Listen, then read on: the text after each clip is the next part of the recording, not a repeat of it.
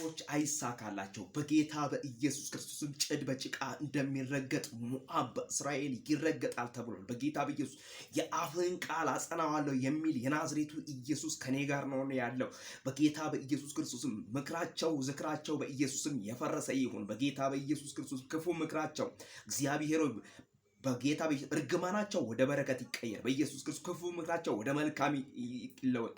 ጌታዊ ክፎች በኢየሱስ ክርስቶስም ቋንቋቸው ይደበላለቅ። ጭድ በጭቃ እንደሚረገጥ ይረገጡ። በጌታ በኢየሱስ በእኛ ላይ በቅዱሳን ላይ የሚወጡ በወንጌል ላይ የሚወጣ በኢየሱስ መንገድን ሊዘጋ የሚማከር በጌታ በኢየሱስ ተመካክሮ የሚወጣ ምክራቸው በኢየሱስ ክርስቶስ መና ይቅር። በጌታ በኢየሱስ የእግዚአብሔር እሳት ከሰማይ ወረደች እንጨትና ውሃውን ላሰች ተብሎ እንደተጻፈ የጠላት ፕሮግራም፣ የጠላት ሐሳብ፣ የጠላት ምክር፣ የጠላት ክፉ ሴራ በናዝሬቱ ጌታ በኢየሱስ ስም ላሰ ይሁን።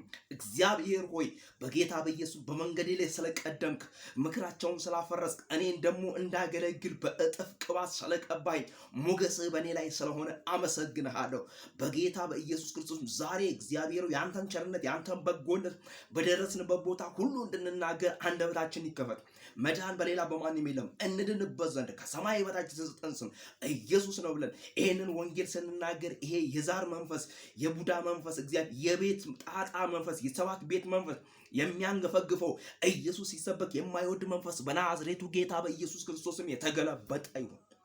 ሃሌሉያ! ኢየሱስ ጌታ ነው።